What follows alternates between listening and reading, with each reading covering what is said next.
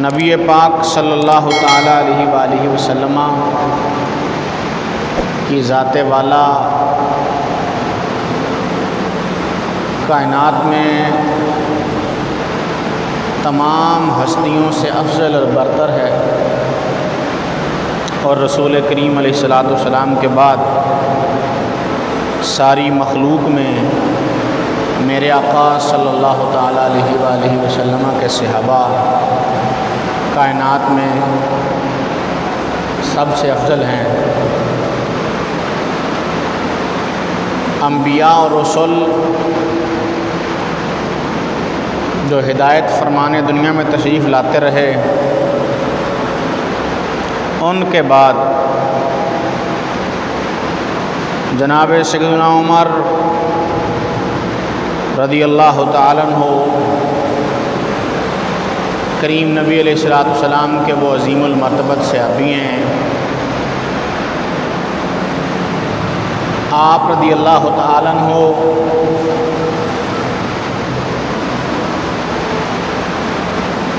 قرآن مجید برہان رشید میں بہت ساری مبارک آیات آپ کی شان اور عزت کا اظہار کرتی ہیں، اور اسی طرح بہت سارے احکامات دینیہ بھی ایسے ہیں جو جناب عمر رضی اللہ تعالیٰ عنہ کی زبان اقدس سے نکلا، جو آپ نے ارادہ اور منشے کا اظہار کیا، اللہ تبارک و تعالیٰ نے وہی قرآن بنا کر اپنے حبیب پہ نازل فرما دیا۔ حضرت عمر فاروق رضی اللہ تعالی عنہ، آپ وہ عظیم المرتبت ہستی ہیں کہ میرے آقا صلی اللہ تعالیٰ علیہ وآلہ وسلم نے جن کی اسلام آوری اور دین قبول کرنے کے لیے دعائیں مانگی ہیں۔ مکہ مکرمہ کا ماحول ایسا ہے کہ مسلمان دب کر چھپ کر عبادات میں مصروف ہوتے ہیں، اور جو کوئی اپنا ایمان ظاہر کر دیتا ہے اس پر کفار جو ہیں وہ ظلم اور ستم کے پہاڑ توڑ دیتے ہیں۔ جو ایمان لانے کا اعلان کرتا ہے سارے رشتہ دار اس سے ناطہ توڑ لیتے ہیں، اور اگر وہ کمزور اور غریب اور غلام ہے تو اس پر ظلم بھی کیا جاتا ہے، اسے مارا بھی جاتا ہے۔ اس سارے ماحول میں جب کہ علل اعلان لا الہ الا اللہ کہنا جرم ہے، علل اعلان نماز پڑھنا جرم ہے، مسلمانوں کو سین کعبہ میں گویا سجدہ کرنے کی اجازت نہیں ہے۔ جب حالات اتنے تنگ ہیں اور اسلام لانے والوں کو اتنا ستایا جا رہا ہے، اس ماحول میں میرے نبی صلی اللہ تعالیٰ علیہ وآلہ وسلم نے دعا مانگی، اللہ نے محبوب کریم علیہ الصلوۃ والسلام نے دعا کو پورا کر دیا اس صورت میں کہ جناب عمر ابن خطاب رضی اللہ تعالی عنہ دائرہ اسلام میں داخل ہو گئے۔ اور واقعہ بھی بڑا عجیب ہے، آپ احباب نے سنا ہے کہ جناب عمر اپنے گھر سے اس ارادے سے نکلے تھے کہ معاذ اللہ رسول کریم علیہ السلام کو قتل کریں گے۔ راستے میں ایک شخص سے ملاقات ہوئی تو اس نے کہا کہ اپنے گھر کی خبر تو لے لو، تمہاری اپنی بہن اور بہنوئی تو کلمہ پڑھ کے مسلمان ہو گئے اور تم مسلمانوں کے نبی کو قتل کرنے جا رہے ہیں۔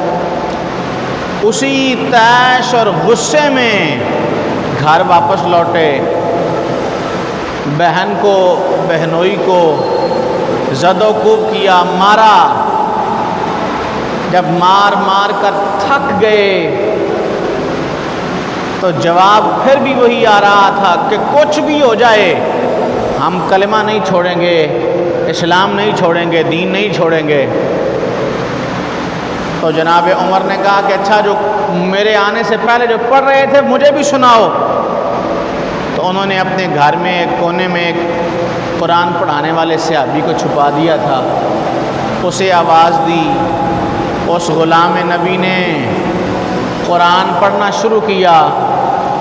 جو ہی قرآن کی تلاوت سنی، جناب عمر کے دل کی دنیا زیر و زبر ہو گئی اور کہا کہ مجھے بھی حضور کے پاس لے جاؤ اور کلمہ پڑھا کر حضور کا غلام بنا دو۔ جناب عمر پوچھا حضور کدھر ہیں؟ بتایا گیا کہ وہ دار ارقم میں ہیں۔ جناب عمر رسول کریم علیہ السلام کی بارگاہ میں کلمہ کے لیے حاضر ہوئے، غلاموں نے آتا دیکھا، حضرت امیر حمزہ بھی پاس ہی موجود تھے۔ حضور سے کہا کہ عمر آئے ہیں اور گلے میں تلوار بھی لٹک رہی ہے۔ سیدنا امیر حمزہ نے کہا کہ اگر تو اچھے ارادے سے آیا ہے تو خیر ہے، اور اگر برے ارادے سے آیا ہے تو اس کی تلوار سے ہم اس کا سر اتار دیں گے، اس کو آنے دو۔ جناب عمر آگے بڑھے اور کلمہ پڑھ کر حضور کی غلامی اختیار کر لی۔ دار ارقم میں اس زور کا نعرہ تکبیر لگا کہ سارا مکہ اس نعرے سے گونجنے لگا۔ حضرت عمر کی آمد پر سب راضی ہو گئے، خوش ہو گئے، اور سب نے اس جوش اور جذبے کا اظہار کیا کہ عمر مسلمان ہو گئے ہیں۔ گویا اس بات کا اظہار ہو رہا تھا کہ جناب عمر رسول دو عالم صلی اللہ تعالیٰ علیہ وسلم کی مانگی دعائیں۔ تو حضرت سیدنا عمر ابن خطاب رضی اللہ عنہ کلمہ پڑھا، مسلمان ہوئے۔ نبی پاک صلی اللہ تعالیٰ علیہ وسلم سے کہنے لگے، اے اللہ کے نبی، کیا ہمارا خدا سچا نہیں ہے؟ تو رسول اللہ نے فرمایا اس میں تو کوئی شک نہیں ہے کہ جس خدا کو ہم مانتے ہیں وہ سچا خدا ہے۔ پھر پوچھا کہ کیا جو دین آپ لائے ہیں وہ دین سچا نہیں ہے؟ رسول دو عالم نے کہا کہ بے شک جو دین میں لایا ہوں وہ دین بھی سچا دین ہے۔ پھر پوچھا کہ کیا آپ خدا کے برحق پیغمبر نہیں ہیں؟ تو جواب ملا کہ بے شک میں خدا کا برحق پیغمبر ہوں۔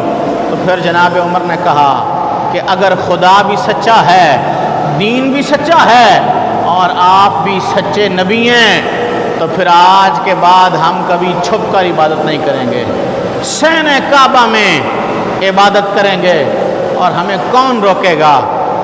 جناب عمر رضی اللہ تعالیٰ عنہ ایک صف کے آگے تلوار لہراتے ہوئے، اور جناب امیر حمزہ دوسری صف کے آگے تلوار لہراتے ہوئے صحن کعبہ کی طرف چلے، اور گویا اس بات کا اظہار کیا کہ ہم بھی مسلمان ہو گئے ہیں، اور آج کے بعد کوئی مسلمانوں کو لاوارث بھی نہ سمجھے، یہ کھلے عام سجدے کریں گے جو انہیں روکے گا، جو انہیں نقصان پہنچانے کی کوشش کرے گا، جو انہیں تکلیف پہنچانے کی کوشش کرے گا، اسے عمر کی تلوار کا مقابلہ کرنا ہوگا، اسے حمزہ کی تلوار کا مقابلہ کرنا ہوگا۔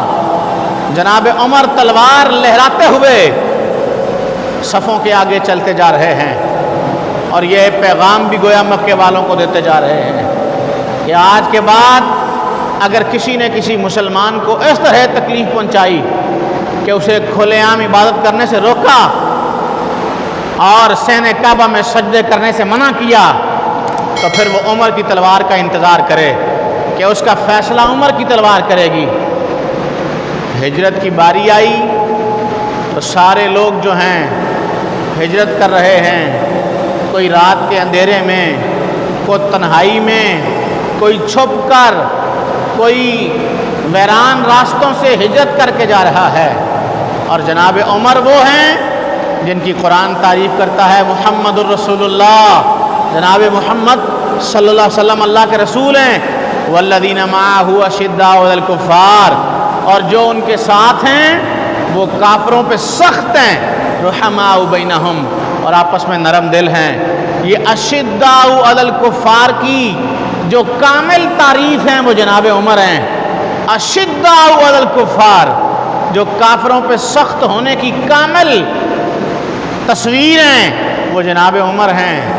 جناب عمر کی ہجرت کرنے کی باری آئی تو اپنی تلوار نکالی اور شین کعبہ میں اعلان کیا، کہا میں عمر بن خطاب ہجرت کر کے جا رہا ہوں.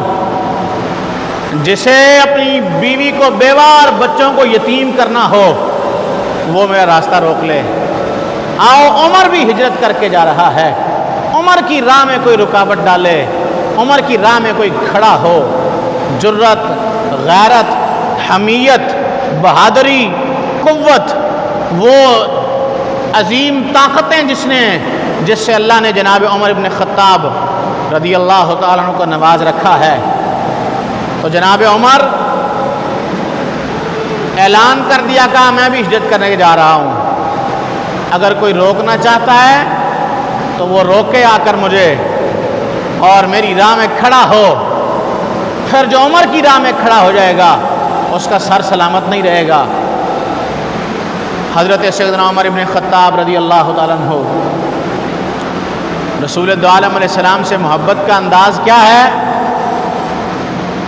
کہ کوئی رسول کریم علیہ السلام کے بارے میں ہلکی بات بھی کہتا ہے، نازیبا جملہ بھی کہتا ہے تو حضرت عمر آپے سے باہر ہو جاتے ہیں. جناب عمر کے سامنے ایک آدمی نے رسول کریم علیہ السلام سے اس انداز میں اپنے پیسے کا تقاضا کیا کہ حضور کی چادر کو کھینچا اور رسول دو عالم کی مبارک گردن پہ نشان پڑ گئے. حضرت عمر اسے شدت سے گھورنے لگے اور رسول دو عالم سے یہ بھی کہا کہ اللہ کے نبی آپ مجھے اجازت دیں، میں ابھی آپ کے سامنے اس کی گردن اتار دوں گا. اس کی جرت کیسے ہوئی ہے کہ یہ آپ کی بارگاہ میں اس انداز میں آئے؟ کسی شخص نے رسول کریم علیہ السلام کو خطاب کرتے ہوئے یہ کہہ دیا کہ اے محمد صلی اللہ علیہ وسلم انصاف کرو، تو جناب عمر پھر آپے سے باہر ہو گئے اور عرض کہا یا رسول اللہ آپ مجھے اجازت دیں، آپ کے دربار کا لحاظ پیش نظر نہ ہوتا تو میں اب تک اس کی گردن اتار چکا ہوتا. آپ مجھے اجازت دیں میں ابھی اس کی گردن اتار دوں کہ اسے جرت کیسے ہوئی ہے یہ آپ کے بارے میں یہ بات کہتا ہے. اور پھر یہ مشہور ترین واقعہ ہے بدر میں جو 70 لوگ قیدی ہوئے تھے کافروں کے. نبی پاک علیہ السلام نے صحابہ کو جمع کیا، ان سے مشورہ کرنے لگے کہ ان 70 لوگوں کا اب کیا کرنا چاہیے. انہیں معاف کر دیں، چھوڑ دیں، فدیہ لے لیں، کیا کریں یا انہیں مار دیں. تو جناب ابو بکر نے مشورہ دیا کہ چونکہ مسلمانوں کے پاس مال تھوڑا ہے لہٰذا کچھ مال لے کر مال کے بدلے انہیں آزاد کر دینا چاہیے، چھوڑ دینا چاہیے. رسول پاک نے یہ مشورہ قبول کر کے فیصلہ دے دیا. لیکن جو مشورہ جناب عمر نے دیا، قرآن کہتا ہے جناب عمر نے جو مشورہ دیا اللہ کو وہ مشورہ پسند آ گیا، اور وہ مشورہ غیرت کا مشورہ تھا، دین اور قوت کا مشورہ تھا، جرت اور ایمان کا مشورہ تھا. حضرت عمر نے کہا یا رسول اللہ جو میرے رشتہ دار ہیں وہ مجھے دے دیں، اور جو علی کے رشتہ دار ہیں وہ علی کو دے دیں، اور جو ابو بکر کے رشتہ دار ہیں وہ ابو بکر کو دے دیں. ہم ابھی ان کی گردنیں اتار کر آپ کے قدموں میں رکھ دیتے ہیں. بدر کے قیدیوں کے بارے میں جناب عمر نے جو حضور کی بارگاہ میں مشورہ پیش کیا، جو اللہ کو پسند آیا، جس کی قرآن نے توثیق کی، جس کی قرآن نے تعریف کی، جس کی قرآن نے تائید کی، وہ مشورہ جناب عمر کا تھا. اور وہ مشورہ تھا کہ آپ میرے رشتہ دار مجھے دے دیں، میں ابھی گردنیں اتار کے آپ کے قدموں میں رکھ دیتا ہوں. اور علی کو کہیں اپنے رشتہ دار لے جائے، ان کی گردنیں اتار کر وہ لے آئے آپ کے پاس. ابو بکر کے رشتہ دار اسے دے دیں، ان کی گردنیں وہ اتار کر لے آئے آپ کے پاس. حضرت عمر رضی اللہ تعالیٰ عنہ، وہ عظیم ذات جناب عمر بن خطاب رضی اللہ تعالیٰ عنہ کی تقوی اور پرہیزگاری کا عالم یہ ہے کہ حضرت عمر رضی اللہ تعالیٰ عنہ روزانہ رات اپنے پاؤں پر درہ مارتے ہیں. جس صحابی نے غسل دیا اس نے کہا میں نے اپنی آنکھوں سے دیکھا جناب عمر کی پنڈلی پر درے کے نشان تھے. درہ مار کر اپنے پاؤں پر اپنے نفس کا روزانہ محاسبہ کرتے ہیں اور کہتے ہیں کہ یہ فلاں کام تو نے دن میں کیوں کیا تھا, اللہ کے لیے کیا تھا یا اپنی ذات کے لیے کیا تھا. وہ عمر جس کے جنتی ہونے میں شک نہیں, وہ عمر جس نے رسول اللہ کی زبان سے جنت کی بشارت لی ہے, وہ جناب عمر ابن خطاب رضی اللہ عنہ. ایک صحابی نماز پڑھنے آپ کے زمانہ نور میں فجر کی نماز پڑھنے نہ آئے, اس کے گھر کے پاس سے گزر ہوا تو اس کی ماں سے پوچھا کہ آج نماز کے لیے نہیں آیا, تو انہوں نے جواب دیا کہ ساری رات نماز پڑھتا رہا ہے, تو صبح نماز سے پہلے اس کی آنکھ لگ گئی اس لیے نماز کے لیے نہیں جا سکا. تو جناب عمر نے وہاں کھڑے ہو کر کہا عمر کے نزدیک فجر کی 2 رکعتیں ساری رات نماز پڑھنے سے بہتر ہے. کہو ساری رات جاگنے کا کیا فائدہ ہے کہ جو بندہ فجر کی نماز کے لیے مسجد ہی نہ آ سکے. اور صحابی کے دروازے پر کھڑے جناب عمر نے کہا عمر کے نزدیک فجر کی 2 رکعتیں ساری رات کی عبادت سے افضل ہیں کہ ساری رات کے سجدے اس افضلیت کو نہیں پہنچا سکتے جو فجر کے سجدے پر پہنچا دیتے ہیں. جناب عمر رضی اللہ تعالیٰ عنہ نے مسجد نبوی شریف میں جگہ جگہ پر قندیلیں چراغ لگا کر مسجد کو روشن کر دیا, مسجد کی آرائش کا انتظام کیا. جناب حضرت علی مسجد کے پاس سے گزرے تو دیکھا کہ رسول اللہ کی مسجد کے پاس مسجد کے اندر چراغ لٹک رہے ہیں, قندیلیں روشن ہیں اور مسجد جگمگ جگمگ کر رہی ہے. جناب علی کے منہ سے دعا نکلی یا اللہ عمر پہ رحمت فرما جس نے ہماری مسجد کو روشن کر دیا ہے. دل خوش ہو گیا کہ رسول اللہ کی مسجد میں چراغ جلتے دیکھے تو جناب عمر کے لیے دل سے دعائیں نکلیں. حضرت عمر رضی اللہ تعالیٰ عنہ, اور مشہور حدیث ہے جناب عمر کا وصال ہو گیا تو حضرت عباس رضی اللہ تعالیٰ عنہ آپ کہتے ہیں کہ میرے پشت پر ایک آدمی آ کر کھڑا ہو گیا, میں جناب عمر کے جسم کے پاس کھڑا ہوں, آپ کا مبارک جسم رکھا ہوا ہے, غسل دینے کے بعد تو میں پاس کھڑا ہوں, ایک آدمی میری پشت پر آ کر کھڑا ہو گیا اور تعریف کرنے لگا حضرت عمر کی اور کہنے لگا میں اس بات پر اتنا راضی ہوں اور اللہ رحمت کرے عمر پر کہ میں نے اکثر حضور کو فرماتے سنا ہے. حضور کہتے تھے میں گیا ابو بکر اور عمر گئے, میں آیا ابو بکر اور عمر آئے, میں نے کھایا ابو بکر اور عمر نے کھایا. یعنی ہر لمحے جس نے حضور کے ساتھ ایک ایک لمحہ گزارا ہے. جناب عمر کے جسم پر جناب عباس کہتے ہیں میری پشت پہ ایک آدمی کھڑے ہو کر یہ تعریفیں کر رہا تھا کہ میں نے اکثر حضور کی زبان سے سنا ہے میں گیا ابو بکر اور عمر گئے, میں آیا ابو بکر اور عمر آئے, میں نے کھایا ابو بکر اور عمر نے کھایا. اللہ رحمت کرے عمر پر جس کا لمحہ لمحہ نبی کے ساتھ گزرا ہے. جناب عباس کہتے ہیں یہ تعریف سن کر میرے دل میں خیال پیدا ہوا کہ میں دیکھوں تو صحیح کون آدمی ہے. جب میں نے مڑ کر دیکھا تو میری پشت پر علی مشکل کشا کھڑے ہو کر عمر کی تعریفیں کر رہے تھے. جناب عمر کے جنازے پر, سیدنا عمر ابن خطاب کے جنازے پر حضرت علی مرتضیٰ کرم اللہ تعالی وجہہ الکریم آپ کی تعریفیں کر رہے ہیں اور آپ کے اوصاف اور وصف گنوا رہے ہیں. حضرت عمر ابن خطاب رضی اللہ تعالیٰ عنہ آپ طواف خانہ کعبہ کر رہے ہیں, حجر اسود کو بوسہ دینے کی باری آتی ہے تو اسے مخاطب ہو کر کہتے ہیں اے حجر اسود مجھے پتہ ہے کہ تو پتھر ہے اور تو کوئی نفع اور نقصان نہیں دے سکتا, نہ نفع دے سکتا ہے نہ نقصان دے سکتا ہے. عمر کو پتہ ہے تو محض ایک پتھر ہے اور میں تجھے اس لیے نہیں چوم رہا کہ تو جنت سے آیا ہے اور اس لیے بھی نہیں چوم رہا کہ تو کعبے کی دیوار میں جڑا ہے. عمر تجھے صرف اس لیے چوم رہا ہے کہ عمر کے آقا نے تیرے بوسے دیے ہیں, عمر کے نبی نے تجھے چوما ہے, میں تو بس رسول اللہ کی وجہ سے تیرے بوسے لے رہا ہوں. جناب عمر نے خانہ کعبہ کا طواف کرتے ہوئے حجر اسود سے یہ کہا کہ عمر اگر تیرے بوسے لیتا ہے تو صرف اس وجہ سے کہ تجھے رسول اللہ نے چوما ہوا ہے, حضور نے تجھے بوسے دیے ہوئے۔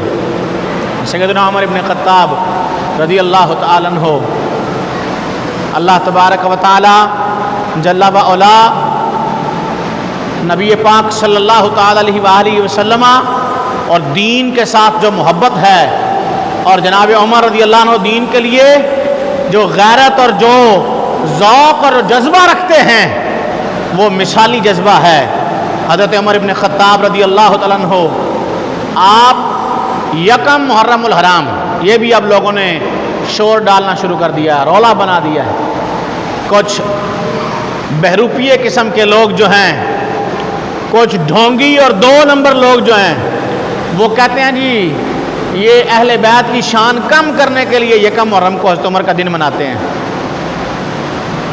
ان بے بدبختوں کو یہ علم ہی نہیں ہے کہ اہل بیت صحابہ کی شان بیان کرنے سے اہل بیت کی شان کم نہیں ہوتی ہے، اور نہ اہل بیت کی شان بیان کرنے سے صحابہ کی شان کم ہوتی ہے۔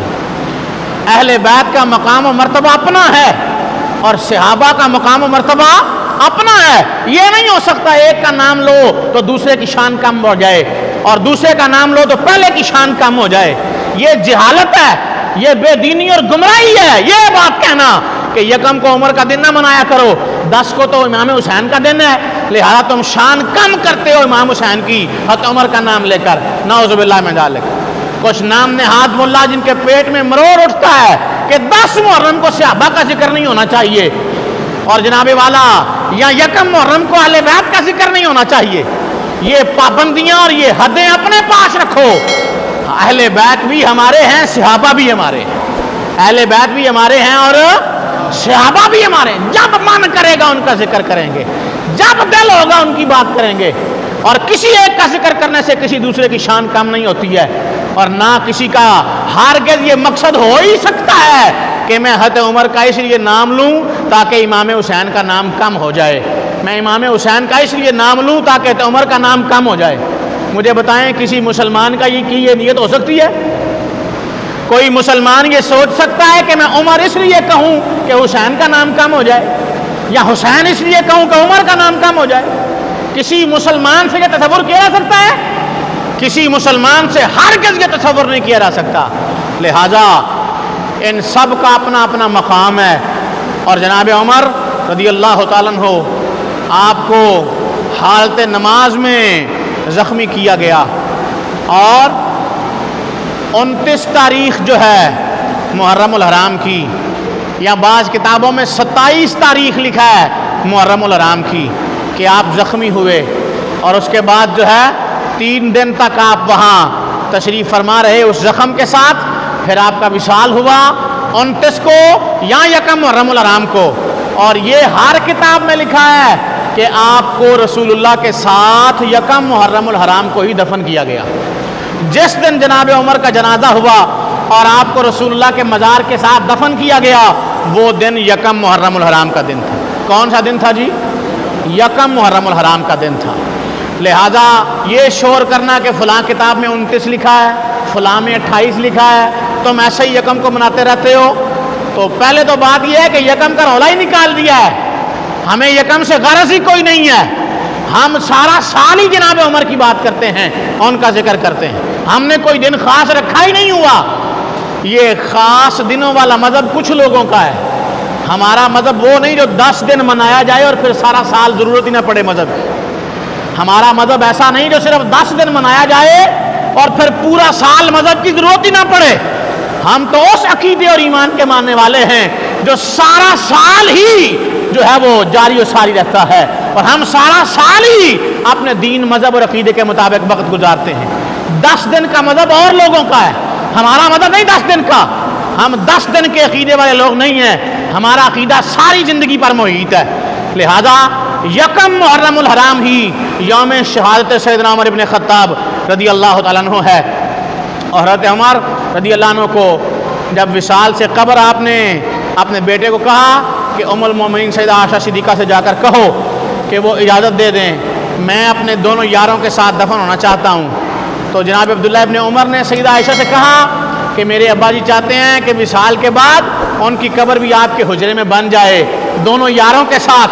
تو سیدہ عائشہ نے کہا کہ وہ جگہ تو میں نے اپنے لیے بچا کر رکھی تھی، لیکن آج امیر المومنین کو میں اپنی ذات پر ترجیح دیتی ہوں۔